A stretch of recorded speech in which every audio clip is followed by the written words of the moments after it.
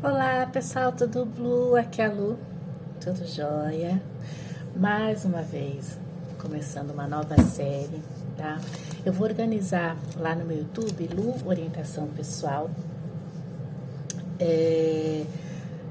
as playlists das séries, para ficar mais fácil, né?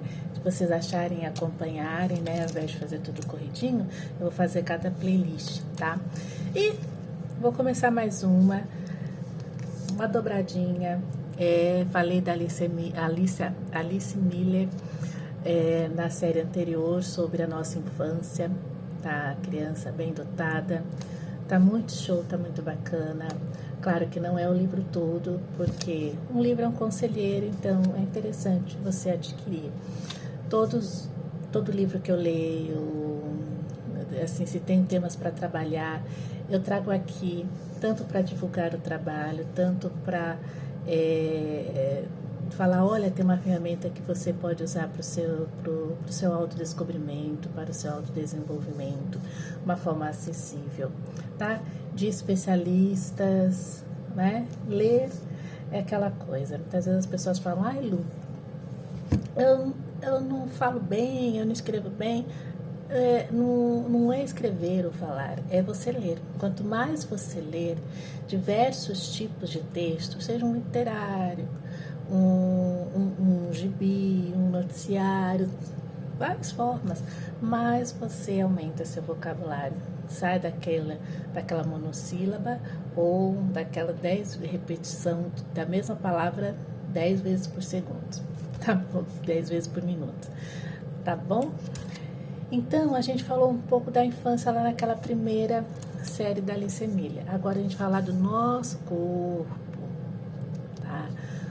Eu chamo de nosso escudo, né? E, na verdade, é aonde abriga toda a manifestação divina, o corpo. O corpo é a tecnologia mais avançada. Nenhuma inteligência artificial vai chegar aos pés do corpo humano. Por quê? Porque a energia artificial, ela é dependente. Ela é dependente do ser humano para ser programada. Ela é dependente de alguma energia, de alguma geração de energia. Entende? O ser humano não. É o próprio espírito que dá energia a esse corpo. Não é?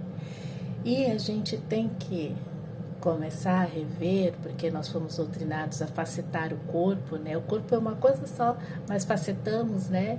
Então, se é problema no nariz, vai tratar com o especialista do nariz. Se é problema no olho, vai tratar com o especialista no olho. Mas não sabe que tudo é uma integração. Tudo é uma integração, né? E não só uma integração do corpo, mas é uma integração do visível, que é o corpo, com o invisível, que são emoções, sentimentos, pensamentos, que geram todo o mecanismo de elétrico e magnético no corpo, não é? Então, essa integração que agora caminhamos, que muitas vezes você fala assim, poxa, eu estava chateado, tá tudo, de repente eu mudei o ambiente. Ou quando eu saio daquilo ali, eu vou para lá. Ou quando eu paro de falar com essas pessoas, falo com outras pessoas, mudam. O que será? E aquela raiva crônica constante que você sente, o que vai gerar no seu corpo? Porque você não trabalha, você deixa para o seu corpo. O que você não traz para o consciente, por isso que eu sou muito a favor da fala cura, e quando eu vejo a maioria dos profissionais não permitem que a pessoa fale, né? Não permita que a pessoa defenda isso que no livro da Alice Miller, da criança bem dotada, que eu coloquei lá na série, as crianças às vezes não tinham espaço de fala. Muitas vezes elas foram injustiçadas e elas não tinham um espaço de fala para se defender. Não sabiam nem se defender, não sabiam nem explicar, né, para se defender. E isso tudo que acontece fica marcado no nosso corpo.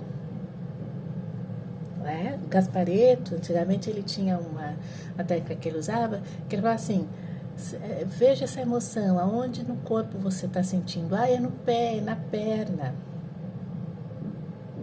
É onde a gente, né, fragilizou e não trouxe para o consciente e aí armazenou no corpo. Então, nosso corpo é uma caixinha de memórias também, porque a memória fica a nível celular. Por exemplo, eu posso passar 10 anos sem mexer no mouse. Aí, de repente, depois de 10 anos, eu vou mexer no mouse. Ah, tranquilo. Memória muscular, músculo, células, não é? Quando você trouxe memórias para o teu corpo de engordar e emagrecer, ele tem toda essa informação, toda essa história nesse contexto lá. Compreende? Então, o seu corpo conta a sua história. Né? Né? As pessoas que fumaram muito, que ficam com as marcas aqui, as pessoas preocupadas que ficam com a coisa aqui, né? Dá pra ver que eu não sou, né? Nem um pouco preocupada. Não é? Todas essas coisas, tá bom? Então, vou fazer uma breve introdução aqui da orelhinha para vocês se ambientarem, tá? Alice Miller é uma psicanalista que trabalhou muito, dedicou muito o seu trabalho focado na infância. Olha, quando a gente começa a gravar aqui, começa a bater som não sei aonde. Mas neutralizem aí, tá bom? Vou ler aqui pra gente começar a nossa introdução. O corpo é o guardião de nossa verdade, porque carrega em si a experiência de toda a nossa vida e cuida para que possamos viver com a verdade de nosso organismo. Com a ajuda dos sintomas, ele nos obriga a admitir essa verdade também em nosso consciente, para que possamos nos comunicar em harmonia com a criança um dia maltratada e humilhada que vive em nós. Em todos os seus livros, Alice Miller tratou da renegação do sofrimento da infância. Agora, em A Revolta do Corpo, ela descreve as consequências da clivagem de emoções intensas e verdadeiras para o corpo. O livro trata do conflito entre aquilo que sentimos e que nosso corpo registrou e aquilo que gostaríamos de sentir para corresponder às normas morais que interiorizamos desde sempre. Alice Miller revela essa regra psicobiológica na primeira parte do livro através da história de vida de alguns escritores. E as duas partes seguintes indicam os caminhos para sair do círculo vicioso do auto-engano e que podem possibilitar uma libertação dos sintomas da doença, o apelo do corpo.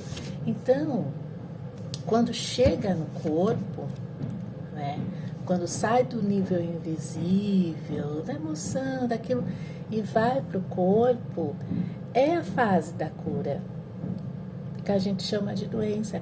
Mas é a fase da cura porque é o corpo já te falando. Aquela dor de cabeça é o corpo falando.